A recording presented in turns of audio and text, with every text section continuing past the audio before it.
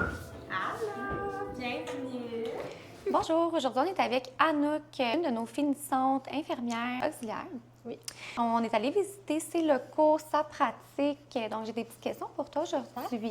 Tu avais terminé ta formation avec nous le mois d'octobre l'année passée. Oui. Comment tu avais trouvé ta théorie, ta formation? On va commencer avec ta partie théorique. Comment tu as trouvé ça? Pour qu'est-ce qui est niveau théorie, j'ai vraiment trouvé ça clair, c'était bien structuré là, parce que c'était comme avec des petits modules. Puis en plus de ça, ben t'avais comme une révision à la fin avec un petit examen.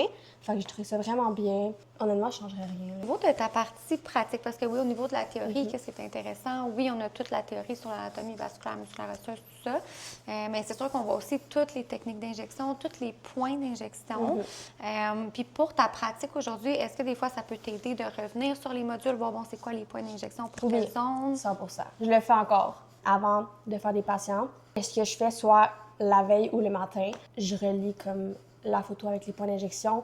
Comme ça, ben ça m'aide à savoir l'angle correct pour injecter. Puis ça me sert aussi de petites images dans ma tête pour me fier aussi pour aller faire mes points d'injection. Bon, on est bien content que ça sert encore la formation. Oui, on fait la formation. C'est important de bien la maîtriser, mais aussi, c'est qu'elle peut être super utile pour vos pratiques éventuelles. Fait que peu importe quelle zone, comme on parlait tantôt aussi de la dissolution. Fait que des fois, on n'est pas trop certain. Bon, c'est quoi le dosage? Comment on doit l'injecter? Tout ça. Fait que oui, ça peut faire du bien des fois de faire une petite révision sur les modules. Souvent, les questions qu'on a, mais au niveau de la pratique, comment tu as trouvé ta pratique? Je sais qu'on a un petit retour théorique le matin. Après ça, on injecte des modèles. Comment tu as trouvé ça, toi? J'ai vraiment trouvé ça bien. Les profs étaient vraiment gentils en plus. Ils nous aidaient full. Puis, tu sais, quand on était stressés, ben ils étaient là pour nous rassurer et tout. On a quand même fait le tour sur ce qui était important dans la formation. Puis, ouais, niveau pratique, c'était quand même vraiment bien. Tu as fait la formation PRP. Puis, comment tu as trouvé ta formation PRP? Ah, c'était vraiment bien aussi. Ouais. C'est plus simple. Vraiment... Ouais, c'est sûr que comparé à des injections, c'est plus simple. C'est super clair. Puis, tu sais, déjà, ça a l'air que, vu qu'on est capable déjà de faire les prises de sang en tant qu'infirmière auxiliaire, bien, c'est sûr que c'est beaucoup plus facile qu'est-ce qui est des instructions, comment ça marche le PRP. Aussi, là, c'était vraiment clair. Tu as quand même ton soutien avec tes enseignants de toute façon. Exactement. C'est ça que tu nous décris, on est là quand même. Bien, merci, c'est vraiment le fun. Si c'est vraiment pratique, au moins, tu sais que même si ta formation est finie, bien, tu as quelqu'un qui va pouvoir t'aider si tu as des questions. Donc, c'est vraiment le fun. Merci. Anouk, explique-moi donc, après ta formation, une fois que tu as eu ton diplôme, c'était en octobre. Après, combien de temps après tu as eu un emploi? Je pense que les gens se posent souvent la question, bon, moi, je suis infirmière auxiliaire, est-ce que je devrais suivre la formation? Est-ce que je pourrais trouver de l'emploi ou quoi que ce soit? Fait que je pense que les gens seraient quand même intéressés à entendre ton parcours. Je dirais que c'est quand même assez court après la formation parce qu'à la minute que j'ai terminé ma formation, ben je me suis dit que je voulais vraiment trouver un emploi dans ce domaine-là parce que c'est vraiment un domaine qui me passionne. Fait que c'est sûr que j'ai texté quand même des cliniques, mais pour ici, en fait, c'est que c'était ma tante qui avait pris un rendez-vous parce qu'en fait, mon médecin à la clinique, c'est un médecin de famille aussi. Donc, ce qu'elle avait fait, c'est qu'elle avait pris un rendez-vous. Puis, quand j'avais dit que je me cherchais justement une job dans l'esthétique, elle m'a dit « Hey, il me semble que le médecin que j'avais été voir, ben il y a aussi une clinique d'esthétique. » Fait que je suis comme « OK. » Et comme « Ben, texte-le, tu perds rien. » Je suis comme « Ben, bonne idée, je vais le texter. Puis, ben, je l'ai texté. Puis, ben, il m'a dit, tu peux venir en entrevue telle journée. Je suis comme, OK, j'étais tellement excitée. Puis, je suis venue ici, ça a full cliqué. C'est ici que je suis rendue maintenant à la clinique. Fait que, voilà, ça a vraiment pas pris beaucoup de temps, 2 semaines. Après 2 semaines de ta formation? Ben, c'est parce que je me suis dit, je veux pas passer 6 mois sans emploi. Parce que surtout, je pense que des injections, c'est quelque chose pas qui se perd vite, mais je pense que tu peux perdre ta confiance vite si tu le fais pas souvent. Je me suis dit, quitte à texter 5 cliniques par jour, je vais le faire. Puis je perdrai pas motivation, même si on m'a dit non. T'sais, on m'a quand même dit non à certaines cliniques.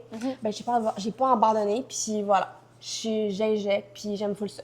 Fait que, en gros, je pense que tu as un beau message dans le sens que tu t'es fait dire non, tu as continué, tu n'as pas lâché, tu as été voir vraiment toutes les cliniques. Puis, regarde, maintenant, ça fait en sorte que tu es où est-ce que tu es rendu aujourd'hui. Exact. Fait que je pense que ça peut être un message qui est inspirant aussi pour tous nos étudiants qui suivent la formation, autant infirmière qu'infirmière auxiliaire. C'est qu'il n'y a rien qui vous arrête si vous voulez vraiment poursuivre ce rêve-là comme Anouk. Mais vous pouvez le faire. Fait qu'il n'y a rien qui vous arrête. C'est pas votre titre. C'est pas les noms. Il faut continuer. Fait que je trouve ça super beau, en fait, ce que tu nous as dit. Merci. Puis, tu sais, surtout, si vous êtes infirmière auxiliaire, je sais que parfois, ça peut peut-être vous freiner, peut-être que vous avez peur qu'il y a personne qui vont vouloir vous engager. Mais si je peux vous assurer, dans le métier d'esthétique, en tout cas, quand on fait du médico-esthétique, le titre, il importe peu. L'important, c'est que tu as un médecin sur place, mais sinon, rendu en injection, il n'y a pas vraiment de titre, là. Oui, les normes sont différentes qu'une infirmière, mais à la minute que tu as un médecin sur place, tu peux vraiment faire... Tu as toute l'égalité. Oui, exactement.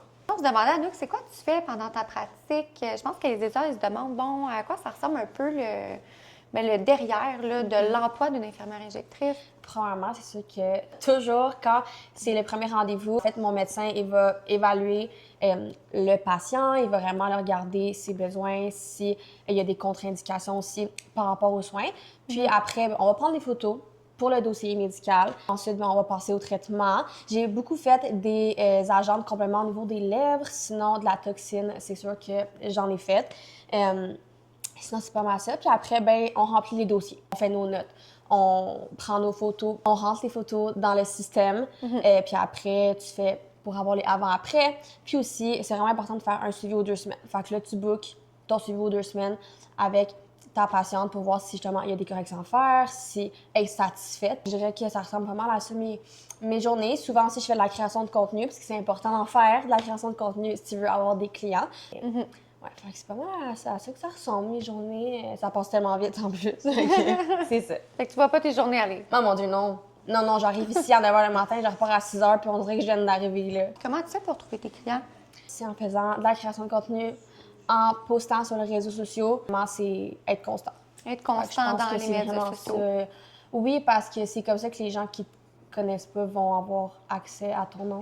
Aussi, souvent, c'est de bouche à oreille, là. Je fais une cliente, après, son amie va aimer son travail. Fait que là, elle va dire, oui, j'ai été voir Anouk. Puis là, tu sais, je pense qu'une cliente, t'en apportes au moins une. Le référencement, puis... Exact. Ouais, je pense c'est sûr que ça, c'est un des plus forts marketing qu'on peut pas avoir. Exactement. Se faire les cartes d'affaires aussi, c'est important. Souvent, surtout, tu sais, il y a quand même beaucoup de personnes qui ont accès, qui ont recours aux médico-esthétiques. Fait que, tu sais, tu traînes 3-4 cartes d'affaires dans ta sacoche, puis après, tu es dans une conversation, puis tu plugues ta carte. Je pense que c'est des bons petits hints aussi pour les gens qui veulent se lancer, qui sont pas trop certains. Puis il faut comprendre que les réseaux sociaux, c'est exemple Facebook ou Instagram, il y a tellement de gens qui sont connectés sur ces plateformes-là.